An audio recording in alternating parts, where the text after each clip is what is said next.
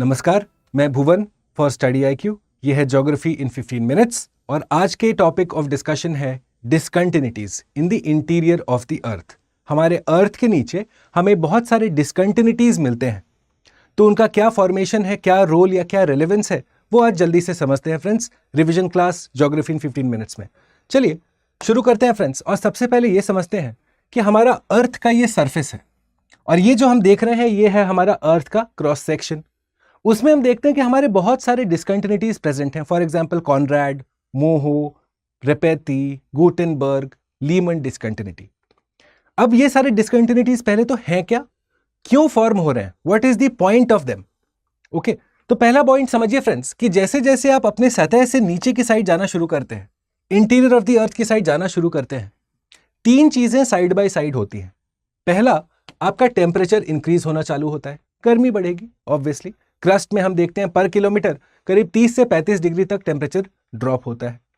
Second, आप देखेंगे आपका प्रेशर भी इंक्रीज होना शुरू होता है, क्योंकि एक वेट ऑफ द रॉक्स भी तो है फ्रेंड्स, है कि नहीं। पूरा का पूरा रॉक का एक कॉलम है आपके ऊपर। अगर आप इस जगह पे हैं तो सोचिए इसके ऊपर इतना सारा रॉक का आपका प्रेशर आपके ऊपर काम कर रहा है, साइड से भी प्रेशर इस पे काम कर रहा है, तो प्रेशर इंक्रीज हो रहा है। और तीसरा, क्योंकि टेम्परेचर और प्रेशर इंक्रीज हो रहा है तो डेंसिटी भी इंक्रीज होता है।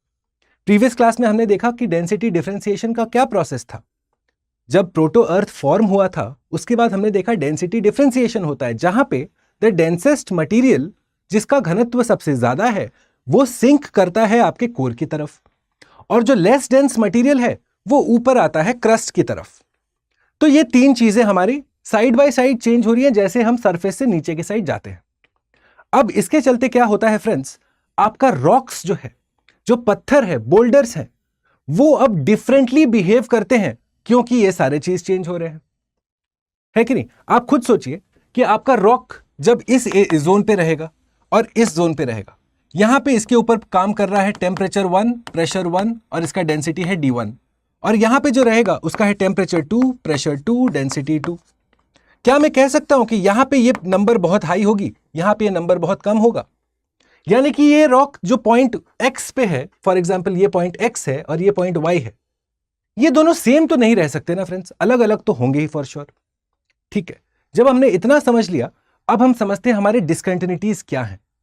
दे आर द ट्रांजिशन जोन्स जहां पे because of increase in temperature, pressure and thereby density the rocks start to undergo and have physical plus chemical changes.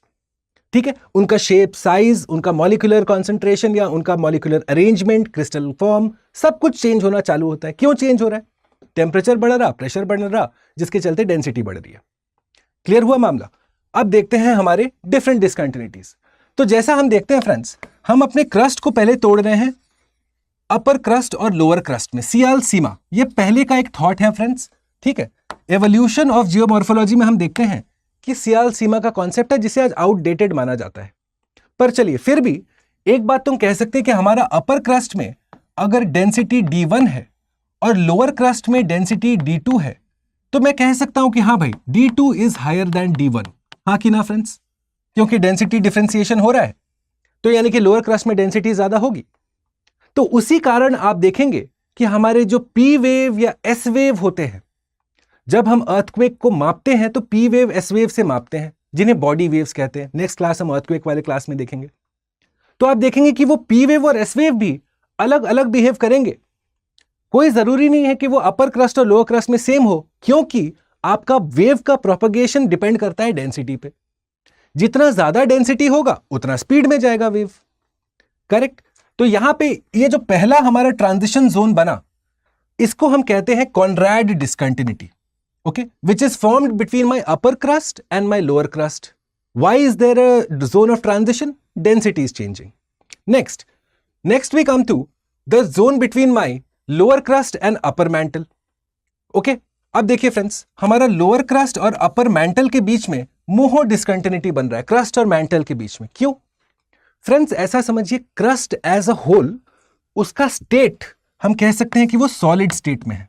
Okay, crust हमारा पूरा का पूरा सॉलिड स्टेट में है, पर जब हम अपर मैंटल की बात करते हैं तो हम देखेंगे कि यहां पे it is solid to semi solid. अब ऐसा क्यों फ्रेंड्स? क्योंकि ठीक अपर मेंटल के नीचे है आपका एस्थेनोस्फेयर, मैग्मा वाला लेयर। तो आप खुद सोचिए फ्रेंड्स कि अगर ये मेरा एस्थेनोस्फेयर है, okay, if this is my asthenosphere, मुझे खुद बताइए कि कोई एक रॉक जो यहां पे होगा प्रेजेंट, क्या वो ऑलरेडी मेल्टिंग का प्रोसेस चालू कर गया होगा? मेल्टिंग जो है, पूरा का पूरा मेल्ट होने का प्रोसेस ऐसा तो नहीं है कि अचानक से होता है। जैसे जैसे आप गर्मी के पास जाएंगे वैसे वैसे रॉक्स मेल्ट होना चालू हो जाती हैं। तो हम देखते हैं कि हमारा अपर मेंटल का एरिया में पार्शियल मेल्टिंग होता है। क्यों? क्योंकि वो एस्थेनोस्फेयर के नजदीक है, जिसके चलते आपका रॉक्स फिर से डेंसिटी उनका चेंज हो रहा है। फिर से हम देखते हैं हमारा physical chemical properties of rocks change हो रहा है, जिसकी वजह से हम एक डिस्कंटिन्यूटी डिफाइन करते हैं, जिसे हम कहते हैं Moho discontinuity. Okay, this is between crust and mantle. ठीक है, ये देखिए फ्रेंड्स, यहां मैंने लिख दिया आपके लिए, between lower crust and upper mental. Next आइए, अब हम देखते हैं हमारा लोअर मेंटल और अपर मेंटल के बीच में। वंस अगेन वी फाइंड कि हमारे लोअर मेंटल और अपर मेंटल के बीच में we have the formation of Repetti discontinuity. क्यों भला? क्या डिफरेंस हो रहा है? फिर से स्टेट चेंज हो रहा है, फेज चेंज हो रहा है फ्रेंड्स। आपका जो अपर मेंटल है वो है solid to semi solid, lower mantle जो है वो है कंप्लीटली सॉलिड। फिर से आपके पी वेव या एस वेव जो है वो अलग अलग तरीके से बिहेव करेंगे। फिर से हमारे रॉक्स जो प्रेजेंट हैं उनका फिजिकल केमिकल कैरेक्टरिस्टिक्स अलग अलग होगा। इसीलिए हमने डिफाइन किया रेपेती डिस्कंटिन्यूटी। फाइनली हम आते हैं लोअर मेंटल और आउटर कोर के बीच में। अब आउटर कोर क्या है फ्रेंड्स? यह है लिक्विड स्टेट में, लोअर मेंटल है सॉलिड स्टेट में। बताइए फिर से, आपके जब रॉक्स ही अलग अलग हैं तो हो गया ना फिजिकल केमिकल चेंज। तो फिर से आपका एक पर्टिकुलर डिस्कंटिन्यूटी बना, जिसे हम कहते हैं Gutenberg discontinuity between lower mantle and outer core. Similarly inner core हमारा सॉलिड स्टेट में है, आउटर कोर लिक्विड है। क्यों? क्योंकि इनर कोर में pressure as compared to outer core ज्यादा है, जिसके चलते यहां पे सॉलिडिफिकेशन हो जाती है, जिसके चलते फिर से physical chemical properties of rock define हुआ, जिसके वजह से फिर से हमारा एक डिस्कंटिन्यूटी हम क्रिएट कर रहे हैं, जिसका नाम है लीमन डिस्कंटिन्यूटी। समझे फ्रेंड्स? तो ये डिस्कंटिन्यूटी के नाम तो चलिए बड़े बेसिक हैं, हाँ, Conrad, Moho, Repetti, Gutenberg, Lehman, ये तो आप याद रख लेंगे। पर वो डिस्कंटिन्यूटीज क्रिएट क्यों हो रही हैं, ये ज्यादा इंपॉर्टेंट है आपके लिए याद रखना। इनका इफेक्ट क्या होता है उस पत्थर पे या रॉक पे, ये ज्यादा इंपॉर्टेंट है आपके लिए याद रखना। और ये याद रखने का बेस्ट तरीका क्या है? इंडिविजुअल एरियाज के स्टेट का पता रखिए। जैसे क्रस्ट सॉलिड है, upper mantle solid to semi solid है, लोअर मेंटल सॉलिड है, आउटर कोर लिक्विड है, इनर कोर सॉलिड है। अगर आपको स्टेट पता होगा, आपको डिस्कंटिन्यूटी पता है, और डिस्कंटिन्यूटी पता होगा तो ज्योग्राफी ऑप्शन में आपको पता होगा the velocity of the wave, हम वो भी पता कर सकते हैं। जो जहां ज्यादा डेंसिटी होगी वहां वेलोसिटी ज्यादा होगा। समझे फ्रेंड्स? चलिए, जब कॉन्सेप्ट समझ लिया तो अब नोट्स देख लेते हैं फटाफट। ओके, कॉनराड 10 से 20 किलोमीटर के बीच में अपर क्रस्ट वर्सेस लोअर क्रस्ट, सियाल सीमा वाला कॉन्सेप्ट है। ठीक है, affects the propagation of साइस्मिक waves. जैसा मैंने कहा, क्योंकि लोअर क्रस्ट की डेंसिटी है ज्यादा तो यहां पे थोड़ा स्पीड में चलता है मामला। सिमिलरली मोहो डिस्कंटिन्यूटी क्रस्ट और मेंटल के बीच में है, इसे हम कहते हैं base of the crust. Okay, also known as base of the crust, क्योंकि ये एग्जैक्टली क्रस्ट और मेंटल के बीच में आ रहा है, क्रस्ट का लीचला भाग है ये। उसके बाद आता है रेपेती डिस्कंटिन्यूटी, जहां पे हम फेज ट्रांजिशन देखते हैं। फेज ट्रांजिशन का मतलब क्या हुआ?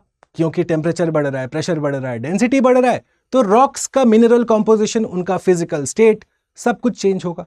यही है फेज ट्रांजिशन। ओके, नेक्स्ट देखिए गुटेनबर्ग डिस्कंटिन्यूटी। यहां पे हम देखते हैं सॉलिड मेंटल से अब आप लिक्विड आउटर कोर की तरफ गए हो, फिर से आपका स्टेट का चेंज हो रहा है, जिसके चलते आपका एक और डिस्कंटिन्यूटी क्रिएट हुआ, गुटेनबर्ग। और सिमिलरली आया Lehmann discontinuity, outer core liquid, inner core solid, है चेंज ऑफ स्टेट, बन गया एक डिस्कंटिन्यूटी।